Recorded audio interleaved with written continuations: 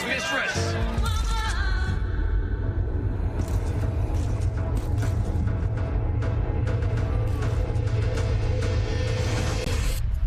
Yes.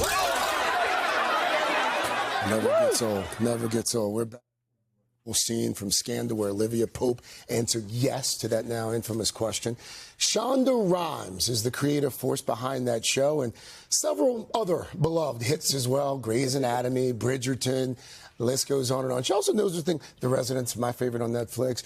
She knows a thing or two about saying yes. 10 years ago, she decided to step out of her comfort zone and say yes to the things that scared her. The result was the 2016 bestselling memoir, Year of Yes. And tomorrow, she's out with an updated 10th anniversary edition filled with new wisdoms and reflections as well. Good to see you, my friend. Welcome back. Good to see you. 10 years of saying yes. 10 years. What's that 10-year period been like since you started saying yes to more things? You know, I think it's changed my life in every single way. There's not a piece of my life that's not very different than it was 10 years ago, simply because I decided to take the leap and say yes to things. And remind folks who haven't read the memoir, this memoir, the impetus was your sister. Yes, my sister Dolores. Giving you some grief. Yeah, giving me a lot of grief. I was talking to her and I was sort of bragging about all the invitations I'd gotten. And she looked at me and she said, Shonda, are you going to say yes to any of those things? And I went, no. Like, what are you talking about? And she just said, you never say yes to anything.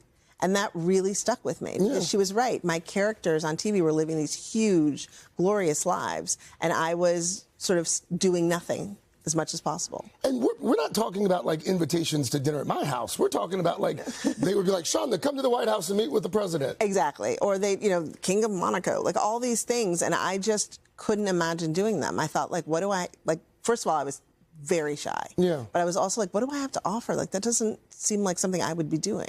And so it's changed you in this dramatic way. It really has, because first it was saying yes to things like giving a commencement speech. Yeah.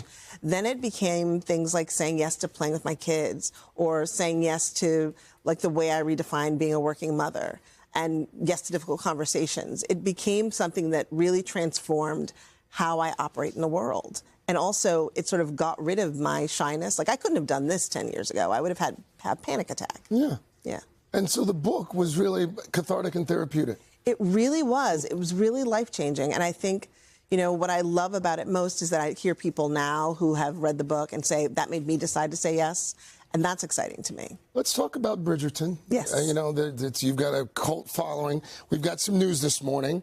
When are we seeing season 4, Shonda Rhimes? We're seeing season 4 January 29th. Okay. Which I'm very excited about. People are actually in the kitchen clapping. I'm glad they're clapping. And part 2? And part 2 is February 26th. This is exciting. Yes, it this really is very exciting. How many more seasons of Bridgerton are we going to get? We're releasing season 4 now. We're already in the writer's room on season 5. And I think if we do it right, we'll have 8 seasons for every child. Okay. Yeah. Oh. Every Bridgerton has its own story. Wow. Yeah. Okay. Let's talk about that other little show that you're responsible for, Grey's Anatomy.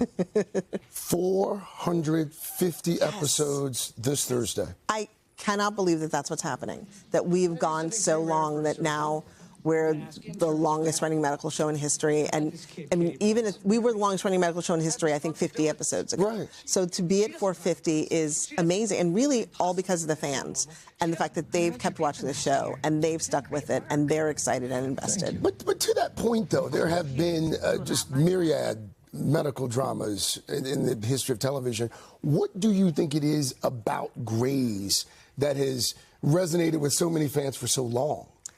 You know, I think especially from the beginning, it centered on young doctors who didn't know what they were doing, which meant that they could take the audience along for the ride. Okay. I also think it's because it was more about how our doctors felt about their patients and their work versus us just being with the patients. I think there's a lot of it's that. And I got to be honest, I think that's the romance of it all. I think people really love to watch those stories. Yeah. One of the things, and I've said this to you before, one of the things I've always enjoyed about your shows, you're not afraid to kill off a character. I mean, you can't fall in love with a Shonda Rhimes character and get overly attached, because there's a decent chance that he or she might.